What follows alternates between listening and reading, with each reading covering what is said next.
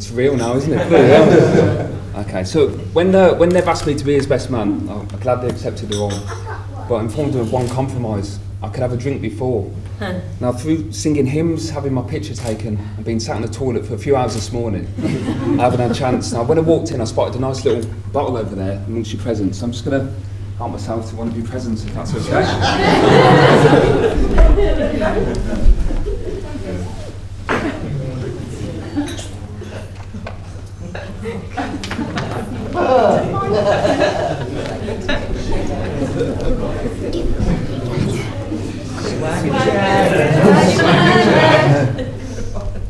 Okay, this one says, to Nev and Kate, hope to see you soon. Love everyone at Worcester Swingers Club.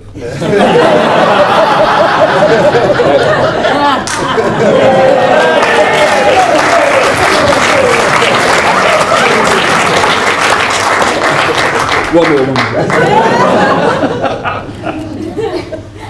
Go on then.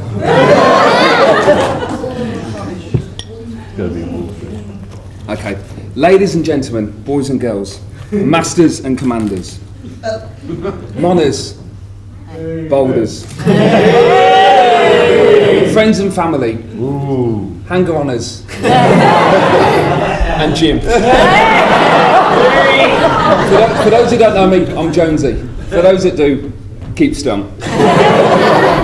I'd like once again to welcome you to the wonderful occasion that is Nev and Kate's wedding. Bloody hell, that was an emotional ceremony. Even the cake was in tears. They don't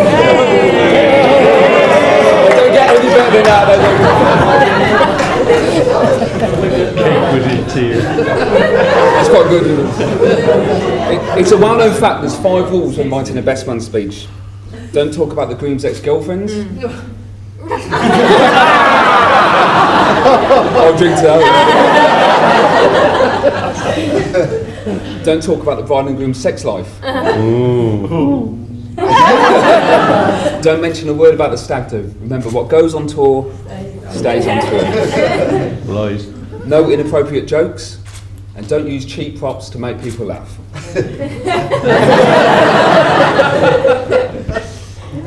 But Nev and Kate both know I don't play by the rules. Now, just like Nev, this speech is going to be short and not very funny. Now, I'm sure you'll all agree the barmaid looks beautiful. So also the bridesmaids. And not forgetting how stunning Kate looks. Oh, yeah.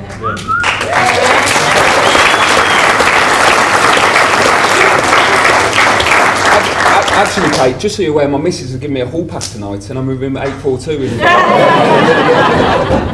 Nev, you don't look too bad yourself. You don't look too bad yourself, but I'm a little disappointed that you copied my outfit again. Now, I asked a friend how long my best man's speech should be. He said it should be as long as it takes the groom to make love. I've overrun already. So before I start boring you all with jokes that aren't funny, I overheard one of you commenting on the table decorations, and in particular the bird cages. Just so you're aware, it was Nev's idea, as you used to have a cock or two. Homemade material, that one, that's good. Now, when we first met at age 12 years old, Nev looked up to me. And as you can see today, nothing has changed. Now, throughout school, he was always in the top sets. You'd expect him to be clever. But the truth became clear after a visit to Pizza Hut.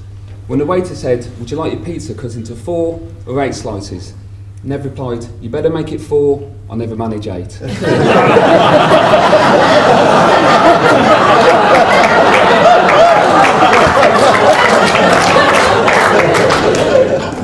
Now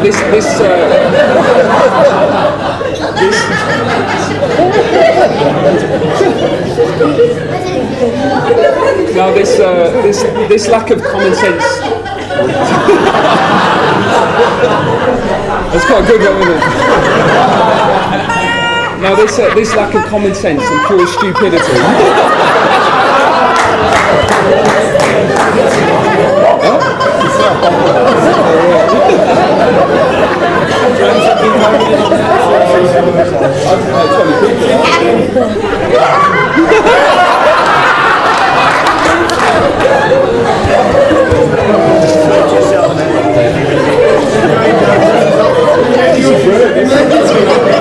Cheers for this, thank you.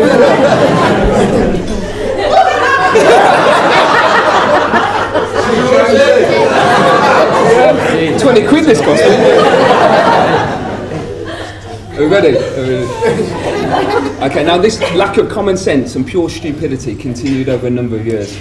Now I remember saying to Nev when he passed his driving test, he should invest in a booster seat so he could see where he's going. Now, to be honest, this advice wasn't taken, and within a few weeks he reversed straight into my brother's brand new Mercedes. He seemed quite cool about the situation, saying, I've had a fair few bangs in this car before.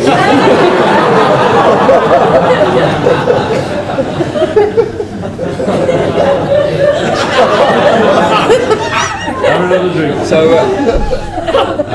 like most homosexual boys, Nev started supporting Man United purely because of David Beckham. He would often splash out on posters of him.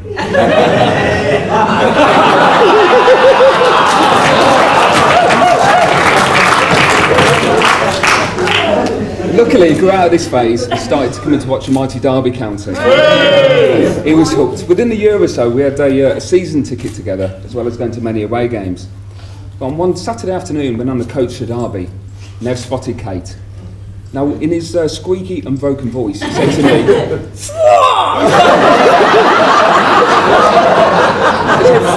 Jonesy! I definitely do her!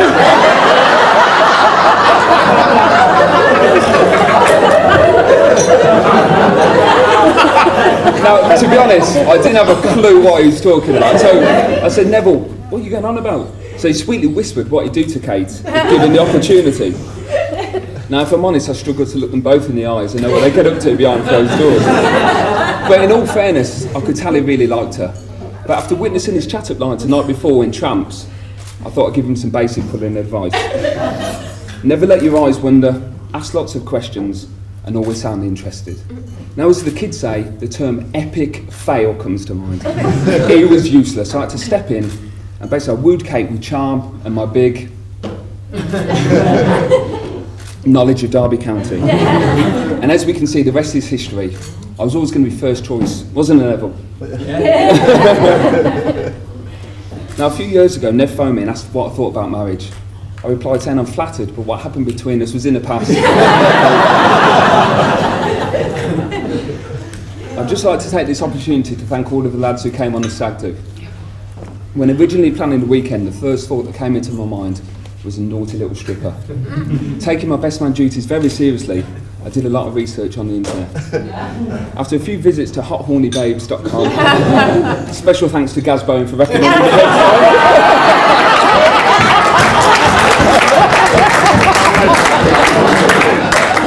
I was torn between Sexy Sarah or Sticky Vicky. I made the executive decision a stripper wasn't a good idea after conversation with Nev informing me my invite would get lost in the post if his eyebrows managed to fall off during the stag do. So God knows what Kate would have done to me if I'd actually booked the stripper. The second idea was a big fat roly-poly stripper. Perfect, that would humiliate Nev while remaining in Kate's good books. Now, I was about to pay the deposit online.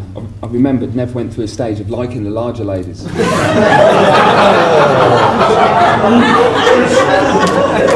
don't know if I can continue actually. Look, if you couldn't get his arms around them, bonus. Back in the day, his prime pulling locations were always kebab shops. Now, trust me, I've got a fair few stories and I'd love to tell them, but I'd incriminate myself as well as one or two lads in here, so I'm going to move on. So Nev and Kate, you finally got married, for better or for worse, which is quite appropriate. As Nev, you couldn't have done any better, and Kate, you couldn't have done any better. Moving forward into married life, Nev, you're a lucky guy. You leave here today having gained a partner who is warm, loving, caring, funny, and who radiates kindness wherever she goes.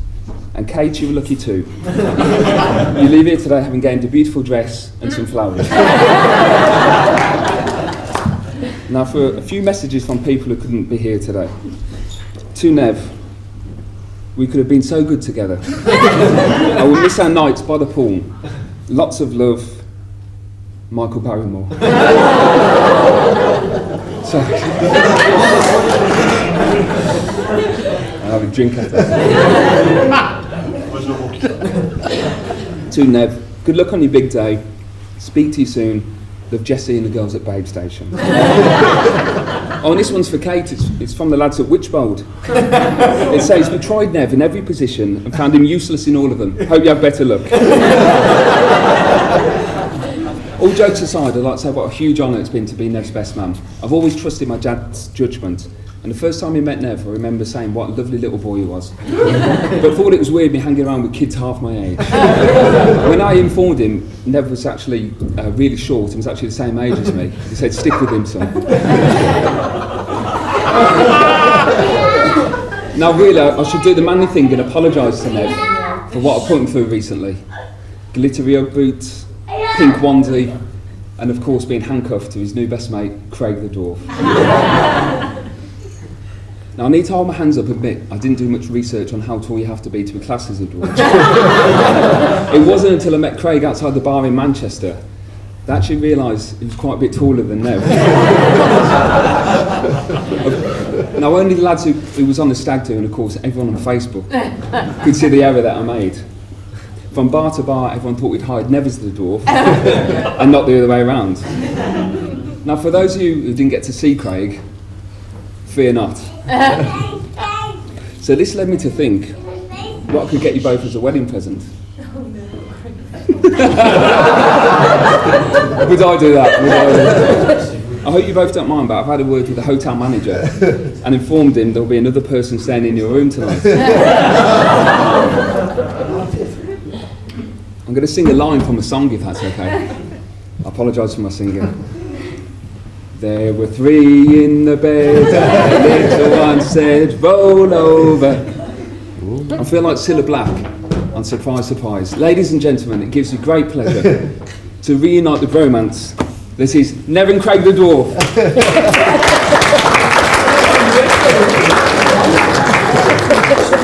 No, sadly, no, I'm only joking. Now, sadly, Craig couldn't make it today, but he did ask me to give these to Nev.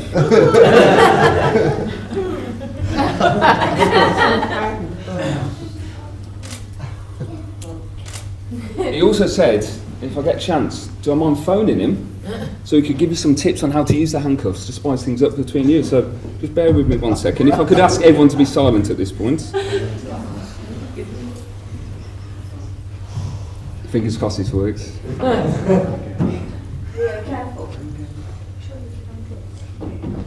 Welcome to the Orange Answer Phones.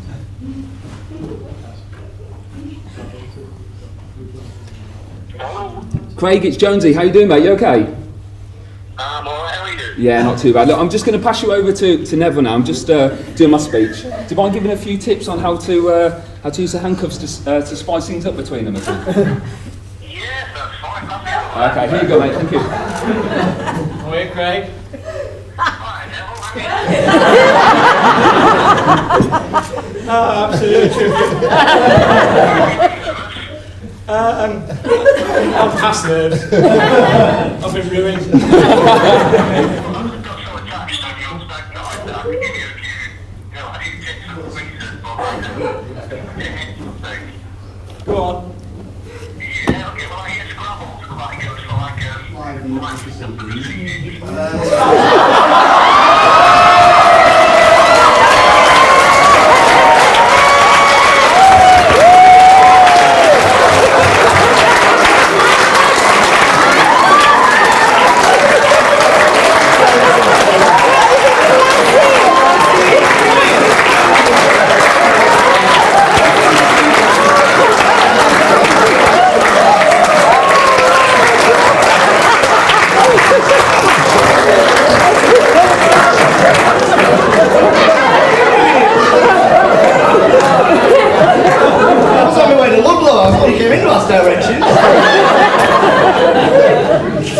How you doing? Congratulations.